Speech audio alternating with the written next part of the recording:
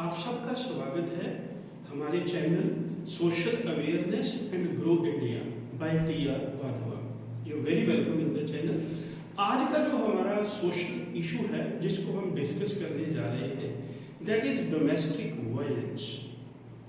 Domestic violence जैसा कि नाम से ही जाहिर है कि it is against women we are talking here.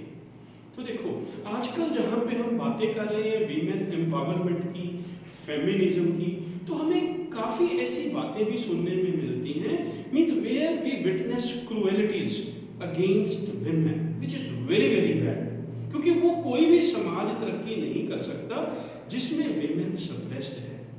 देखो अगर हम डेवलप्ड कंट्रीज और डेवलपिंग कंट्रीज में फ़र्क देखें तो वो फ़र्क किसका है?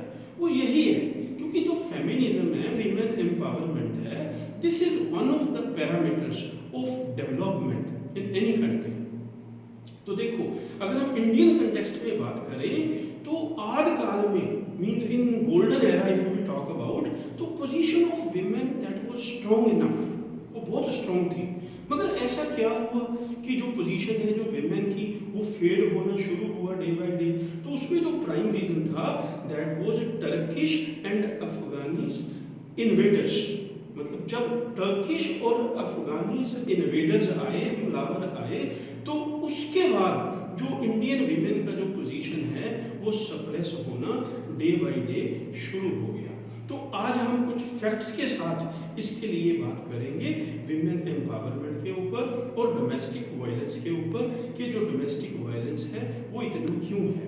तो देखिए अगर हम बात करें कि व्हाट इज डोमेस्टिक वायलेंस, तो डोमेस्टिक वायलेंस जैसे कि ये नाम से ही जाहिर है कि औरतों के अंगेंस्ट किए जाने वाले जुल्म, उसको हम डोमेस्टिक वायलेंस कहते हैं, क्रूएलिटी अगेंस्ट द विमेन। तो फिर देखो कोई जरूरी नहीं है कि ये मैरिज में ही हो, this can also happen in living relations, तो उसमें भी ये टर्म यूज हो जाती है डोमेस्टिक वायलेंस, क्योंकि उसमें भी ऐसे केसेस काफ़ी पाए जा रहे हैं। तो देखो तो which state in India has most cases if we talk about, तो देखो Tamil Nadu, Andhra Pradesh, Telangana and Bihar. So these are the states which are dominating for domestic violence.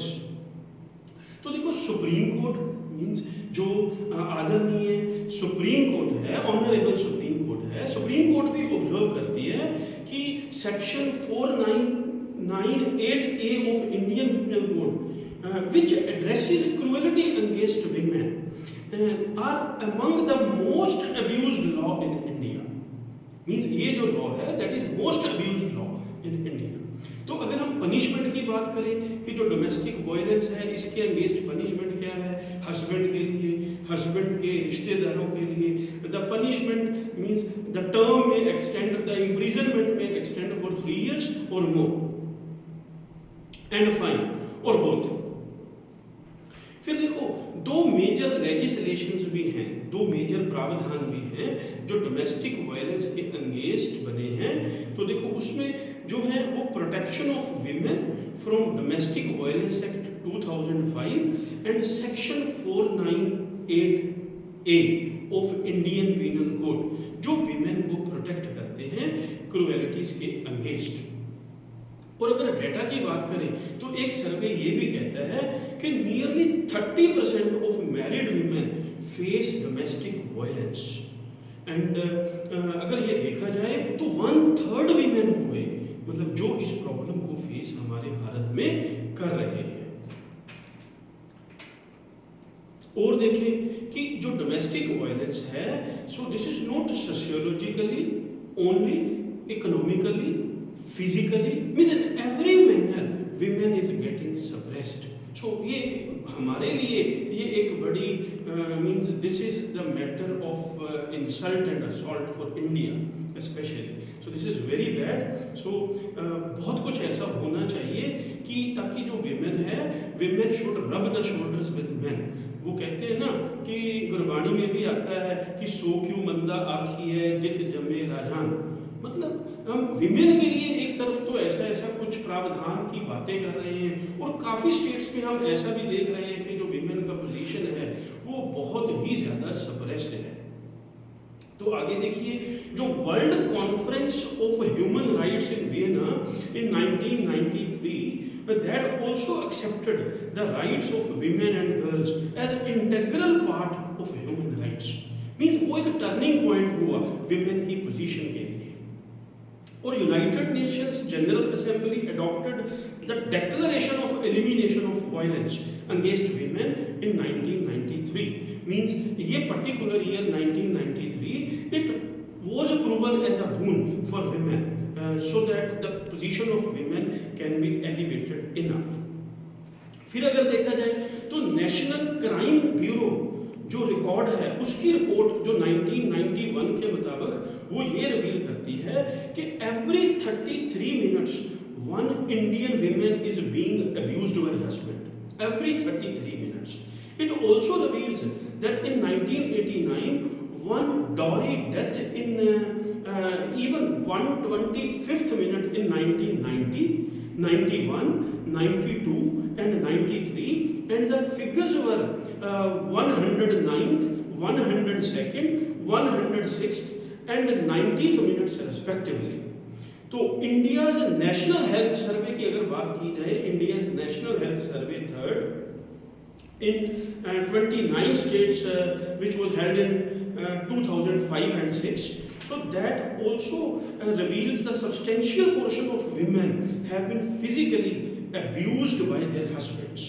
So Bihar was found to be most violent, that is 59%, followed by Madhya Pradesh, that is 43.9%, Uttar Pradesh 42.4%, Tamil Nadu 41.9% and West Bengal was 40.3%.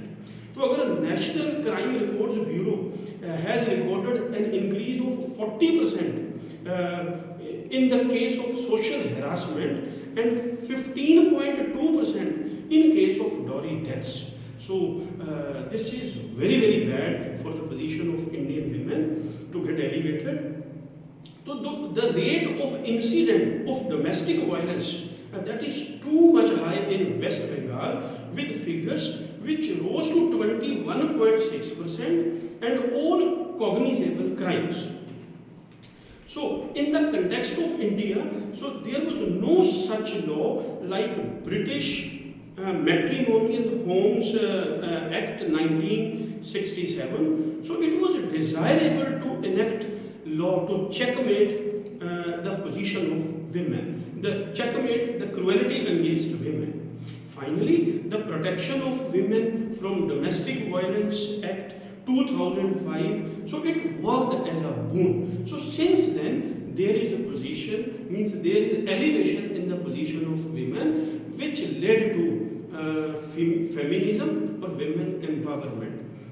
2005, the year of 2005 and 2006 means the Protection of Women from Domestic Violence Act 2005. So it worked as a boon to elevate the society of women in India.